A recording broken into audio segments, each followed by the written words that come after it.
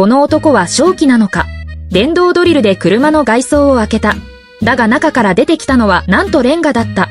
以前の修理業者は本当にデタラメだ。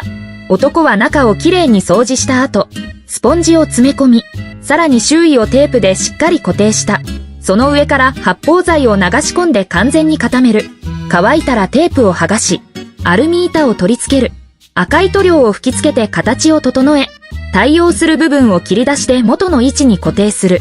次に研磨機で表面を滑らかにし、防水用のパテを塗り込む。再び乾燥後に角磨きで整える。最後に青い塗料をスプレーすると、修復は完成した。見た目はまるで新品のようだ。この男の技術は本当にすごい。